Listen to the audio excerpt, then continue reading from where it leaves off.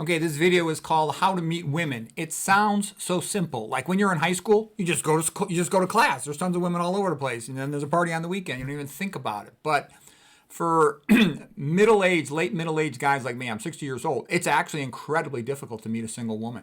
They're like a unicorn or something. They don't exist. The fundamental problem is formerly married middle-aged guys. I was married for 27 years. All I ever did was work and come home and see my family. And my wife's not very social. She don't like talking to anybody but Polish people. So we don't socialize much. So I don't really know any single people. And then nowadays, there's no community. There's no ethnic neighborhoods. There's no church community really anymore. And there's no neighborhood block party stuff. In modern America, nobody talks to each other. It's not like the old days when I was growing up. I knew everybody on my block and the blocks next to me. I used to go to all the kids' houses. There were tons of kids all over the place. And we all played sports, and we'd knock on each other's door, and we'd play sports in the street, And so it's not like that anymore. I grew up around a bunch of nice Irish families, Italian families. My parents knew lots of people. We knew the families from the school. We knew the family from music lessons. We knew the families from sports. We had a lot of social interaction with the other people of the town.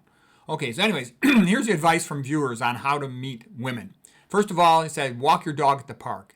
You'll meet lots of women. And actually, I know they mean well, and that was nice of them, but first of all, I don't like walking around the local neighborhood. All these people spray their grass, and I want to smell that crap. And there's hardly any women. I drive past these neighborhoods in my car, and I don't see any women that I would ever talk to anyways. There's some, there just aren't any women to meet walking my dog where I live. Okay, so the next thing is they say, well, forget about the old school rules and just date a woman from your job. Nah, I don't think so. I mean, it was better in the old days when I was a surgeon because I was running around the hospital all over the place and I was making rounds and I knew lots of people, and internal medicine and other services always asking me for favors to add a patient onto their schedule. So I was always talking to lots of people. Plus, I was younger.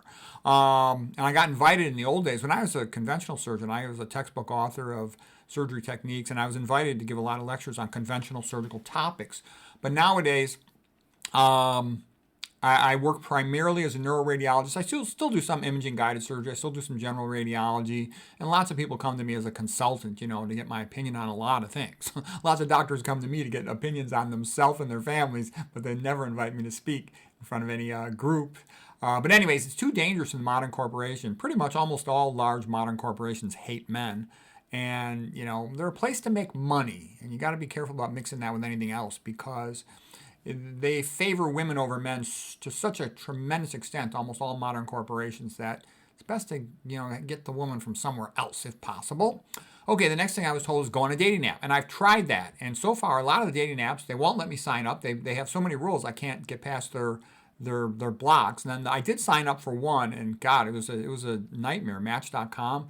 It's like a bunch of water buffalo who have tattoos or fat, and they just take one selfie picture of their face.